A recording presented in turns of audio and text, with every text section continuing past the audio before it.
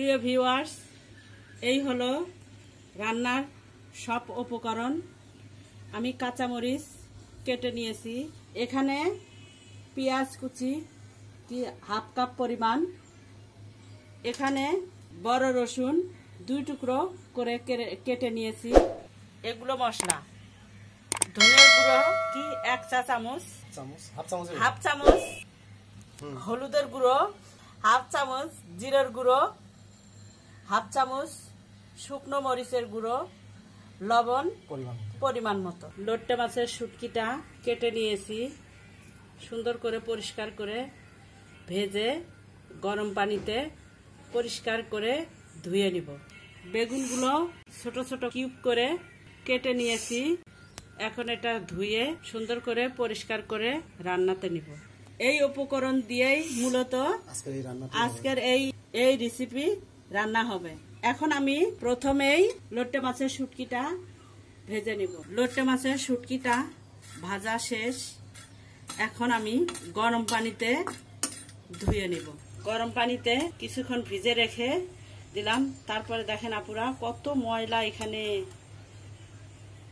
এটা ভালো করে ঠান্ডা পানিতে এখন ধুয়ে নিব। লোট্টে মাছের শুটকিটা সুন্দর করে ধুয়ে নিয়েছি, আমার উপকরণ সবগুলোই রেডি দিয়েছে। এখন আমরা মূল রান্নায় চলে যাব।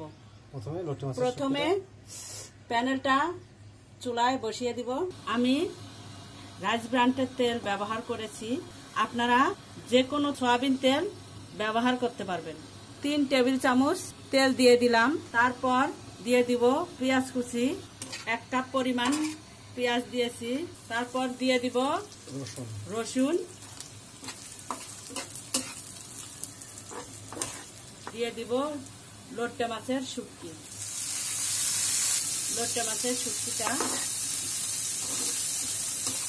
হালকা পরিমাণ তেলের সাথে নেড়ে চেড়ে তারপর দিয়ে দিব কাঁচামরিচ, পরিমাণে একটু বেশি দিয়েছি, মাছে একটু ঝাল না হলে টেস্ট লাগে না। এখন দিয়ে দিব 1 কাপ পরিমাণ পানি।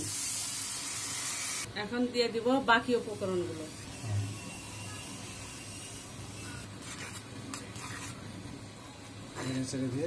অল্প আছে 10 মিনিট ঢেকে দেব।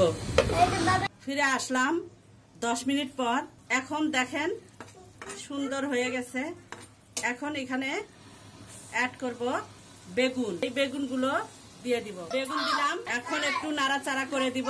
অল্প আছে ঢেকে দিব যাতে করে বেগুনগুলো সিদ্ধ হয়ে যায়। 5 মিনিট পরে আবার ফিরে এলাম, আলতোভাবে নেড়ে দিব।